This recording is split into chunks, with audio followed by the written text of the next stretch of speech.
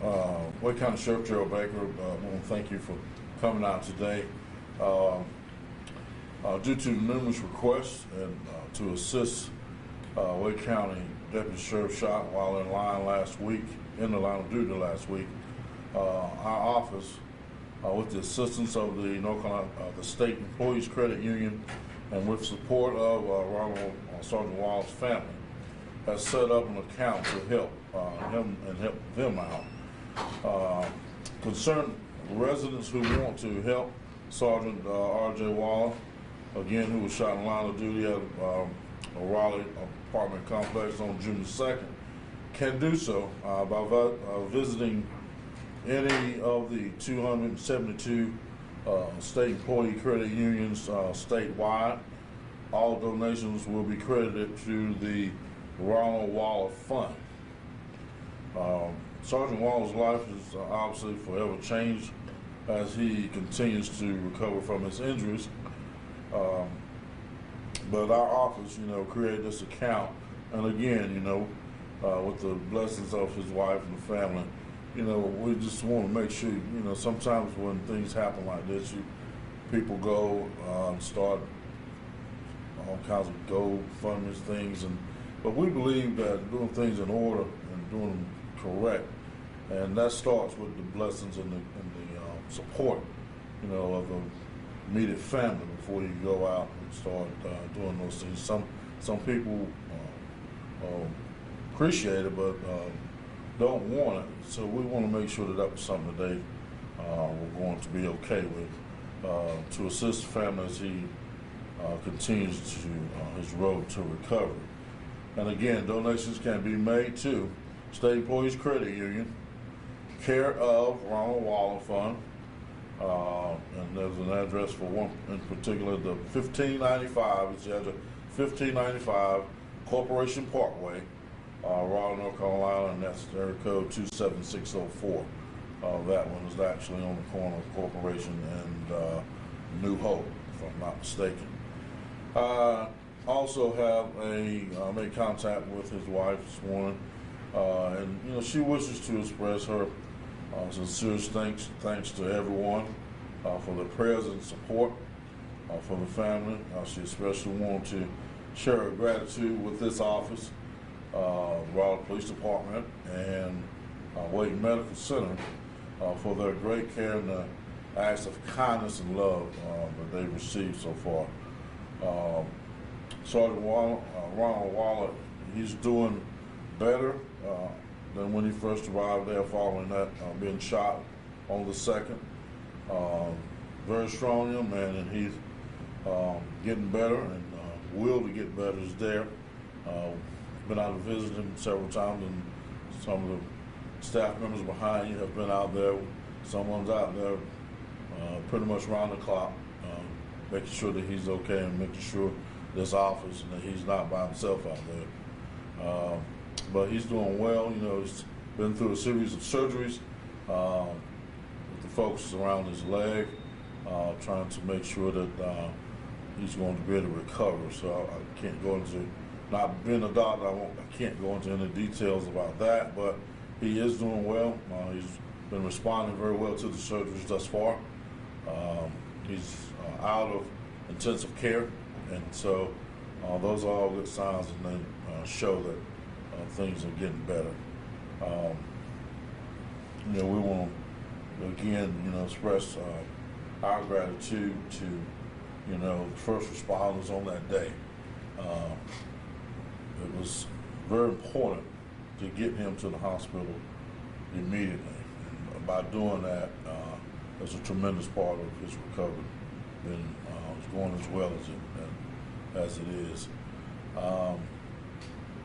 Following that, since that, we've been constantly evaluating what we do and how we do it as it pertains to evictions. I walked in the very next day, and there were several members of civil process, and I walked up, started poking them in the side, make sure they had that vest on that we supply. Although Sergeant Waller's injuries were in the lower extremities, had they been above the waist, um, probably could have been a different story. So anything that we can do to help save our lives out here while we're doing this job, we need to take advantage of. So currently, some of these evictions receive some aid and assistance from being executed through governor's orders and things like that as a result of COVID and the pandemic. But there were some that didn't receive approval for that type of aid and made it on through anyway for execution. And when that happens, there's officers responsible for the execution of those evictions. And currently, we've still got about 44 more of them that didn't fall up under that protection. And so they'll have to be executed on. Probably looks like between the 11th of this month and 17th, we've got about 44 more of them that we'll execute on. So in review of what happened, we always want to make sure that it doesn't happen again. But you're dealing with the unknown. You're dealing with someone's on the other side of the door that's dealing with a whole lot of different things. We don't know that. You can't see through the door. So that's the way it's always been done. That's the way it'll continue to be done until something changes in that process. So we're going to be going back out, and we'll continue to execute these the way we always have. But again, steps to try to keep them safe as best as we can, in anticipation of danger and a threat. We will now begin. If an officer gets to the door and he or she experiences what is going to be non-compliance or failure to cooperate with the execution of that order, then we'll learning from what happened to our sergeant. We'll then back away, reassess if it becomes necessary to bring in our special response team to help in that execution on those writ of possessions, which means we're not there. We are there to take possession of that property.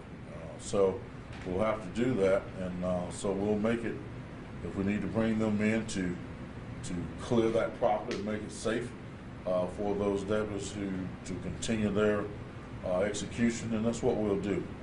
So that'll be a situation we'll have to evaluate it as they occur.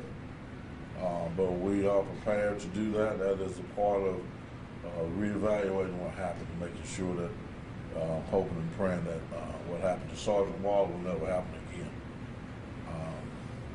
Sheriff, you talked about this being a life-changing experience for the sergeant. It's not like in the movies where you suffer a flesh wound, you're treated in the hospital, and you're out in an hour. Talk about the road to recovery for the sergeant. What things does he have to do? Well, again, road to recovery involves surgery. We all know that the wounds he's succumbed to were resulted from a assault-style rifle, weapon designed to destruct. And so, you're talking months of rehabilitation for the sergeant? I would imagine. Again, I'm no doctor. I can't say yes or no, but I would think so. Yes, sir. When something like this happens, what does it do to the law enforcement family? Oh, we hurt. It's disturbing. We'll want to make sure that he's okay, his family's okay, but you have to look also at the rest of us who are still here and who are still committed and dedicated to getting this job done. And when you look at this specific assignment, we still have some that are signed to go out there and start the very next day and have to do it again. We're concerned, we're worried about, what's going to happen the next time.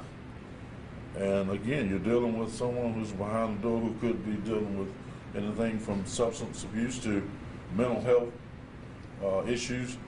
You're dealing with people who have been struggling from pandemic and economic struggles, and you're here to put them out. So the reaction to that could be anything from cooperation and compliance to June the 2nd.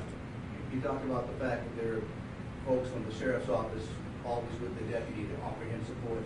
What about his family beyond monetary support? What are you doing to help them emotionally? Oh, we've been around from the minute it happened. Our chaplain, our senior staff members, his supervisors, we've been with him and around him all the way to having an officer positioned outside of his personal residence to ensure that nothing else happens to him or his family.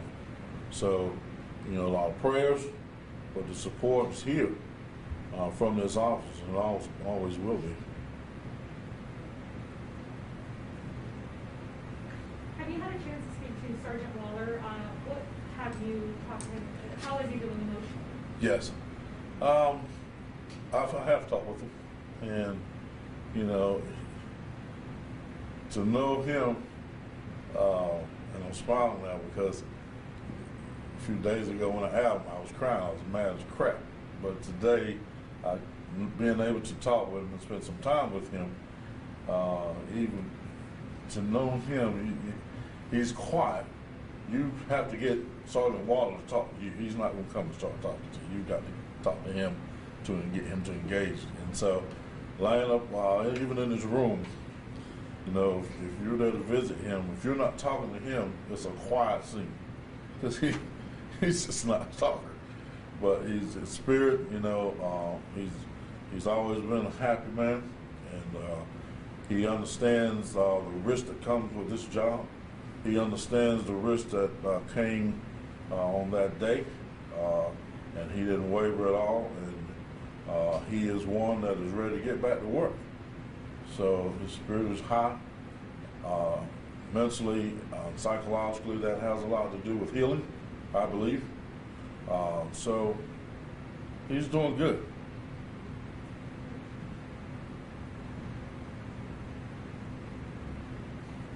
Thanks, Sheriff. Thank you. Appreciate you so much.